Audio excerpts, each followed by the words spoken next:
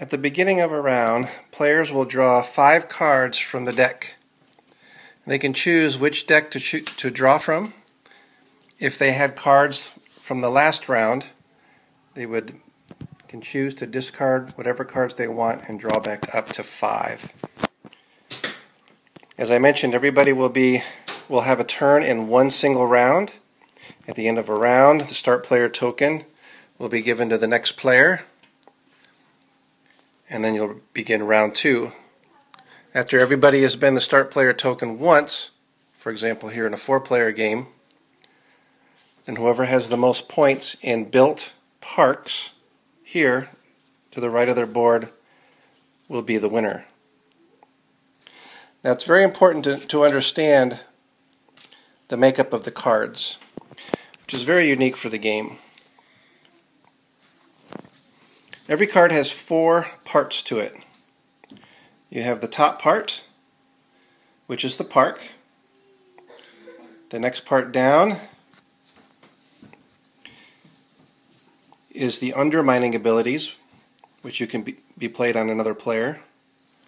Then there's the good fortune here, and then there's future plans. A rule to make sure you understand in the game is that you'll be able to play a card in the game, but you can only use one of the 4 abilities. You can never play a card and use more than one, and so you're constantly trying to decide which ability you want to use at which time in the game. Now, on a player's turn, let's say I'm the start player here. I'm going to choose a card in my hand to put under construction, and I'll play it above my board. And I'm going to announce to everybody at the table, I'm going to attempt to build Frigid Beach, which means I have to roll this combination on the dice within 3 rolls. If I'm able to do that within 3 rolls, I can score Frigid Beach for 7 points.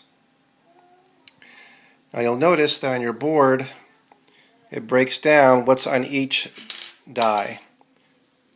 You'll have 4 green dice, 2 blue, 1 red. On the green dice you have a thrill ride, a water ride, a fair ride, a children's ride, a show, and one side has 2 thrill rides. On the blue dice you have all of the same, except instead of a double thrill ride you have a star, and a star is a wild. That could be anything. And then on your 1 red die you have 2 water rides, 2 fair rides, 2 children's rides, 1 show, and 2 sides of the die have a wild. Now the wilds are great in helping you to build your park, but for each wild you use, you cut corners. And so if you used any wilds for each one you used, you will have to take a cut corner token, which is minus 1 point. So if I used 2 wild results to build this park actually will only end up scoring 5 points at the end of the game instead of the 7. So as I said, at the beginning of my turn, I'm going to pick a card from my hand, place it above my board, where it says under construction, and tell everybody I'm going to attempt to build Frigid Beach. Now before I do that, the other players may play an undermining ability against me to make it even more difficult for me to build this park. And it will go clockwise around the table. So this player over here could choose a card from their hand if they choose and play it face up in front of me. For example, if they played this one, it says if the park fails, they may not add a future planning card for this turn. And I'll explain future planning in just a little bit. They could play this card, that my main 3 rolls are reduced to 2. So I only get 2 rolls instead of 3. That's a pretty tough undermining ability. But they don't have to do that if they don't want to, because they only have 5 cards and they're going to want to be able to have cards for their turn as well. And so it can go around the table. Player 1 on my left can decide to play any undermining they want against me, and then player 2, and player 3, or they could just pass and say, go ahead and try to build Frigid Beach. Now it's important to know that there's only a maximum of 2 undermining cards out of all the other players that can be played against my park. Only 2 cards total. Now, once all the players have decided to play undermining, now it's time for me to roll and see if I can get the combination I need to build this park. So for example, this one here can be used for the 2 thrill rides. I rolled a water ride, I rolled a fair, and a kids ride. I still need another water ride. I could use the wild if I wanted, but if I use the wild, I've got to take a cut corners token.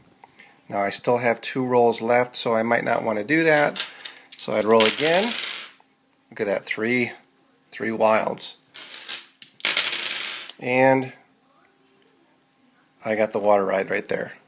So I could build it. Hooray! Now if I was not able to build that park, let's say after 3 rolls, or any time during my 3 rolls, I could always play cards from my hand to do the good fortune ability, which is the next ability on the card. For example, may turn any 1 blue die into a water ride. So if I didn't roll the water ride that I needed, then I could turn a blue die into a water ride and use it. Or may discard 1 undermining card played against me. So if someone played that card that said reduce your 3 rolls to 2, I could play this and get rid of that undermining card played on me. But again, once you use those cards for the good fortune ability to help you, they're discarded and used. Now here's the interesting thing about rolling for amusement, because it isn't so much about pushing your luck with the dice rolls as it is about the card play. So if I chose to stop building, I could say I'm done building, I don't want to build any more parks this turn, and I could turn it face down next to my board as a built park. Or I could push my luck and say, you know what, I'm going to try and build another park. I'm going to attempt to play museum. And I need 4 yellow children's rides and a show. And then once again, players can go around the table and play undermining cards against me, up to 2 total against this park. Any undermining cards that were played against this park are discarded, so they're no longer applied.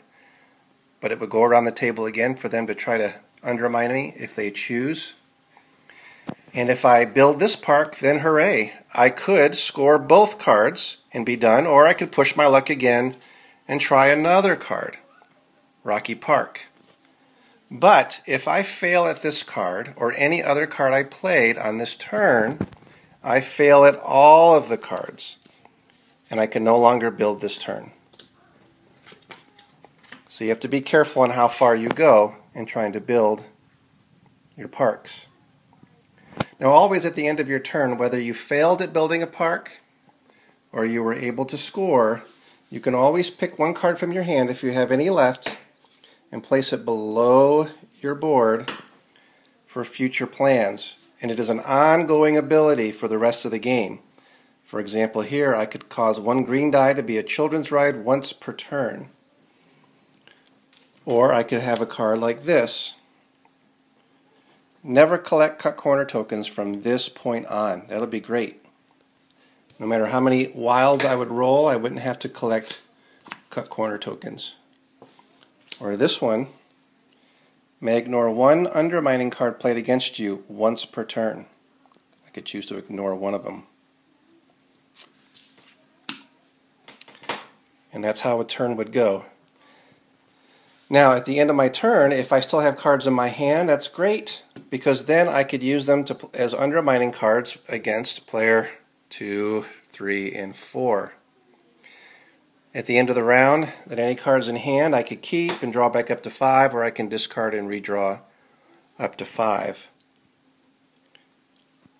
Now at the end of the game, after everybody has been a start player once, we would look at the cards that we have in our built parks and any cut corner tokens we had received to see what our score is. And that little flag in the corner will tell us the score of each park that we built, and whoever has the most points is the winner. As you can see, I have a bonus die here and some cards for a mini expansion for the game called the Twister expansion. And there's a group of cards that you would just mix in with the rest of the deck, and a special die that would be used where one side has 2 wilds, 2 shows, 1 wild, and then 3 sides have the Twister. And it's very unique in that the cards that you would use, whether it's a Good Fortune, may use the Twister die after main rolls, or being able to use the Twister die right at the beginning of your rolls if it's a future planning. And it really throws some chaos into your turn, where you have the opportunity possibly to be able to get some big results if it's a park that's particularly hard to get. But if you roll a Twister, what happens is that it destroys each other die that you one die that you had rolled, and you have to roll a Twister die again. And if it's a Twister again, you destroy another die that you rolled until finally you get a result. So it's a little bit of a push your luck element with the dice by using the Twister die. I really hope we can fund and have the Twister expansion as part of the game. It's a great little add-on to the game as well. I also have some promo cards that I'm working on, and where did that one go? For example, here's one that's just crazy with all kinds of abilities, and we're working on putting together possibly 4 cards for that. We'll see how the Kickstarter goes for those. But we really do need funding to produce the game, and I really hope that if you have any questions you could ask. And it's been a lot of fun developing and putting together and playing and play testing, and it has been a part of the Unpub network for quite some time. But I hope that we could get it out to you guys, and thank you for watching this video.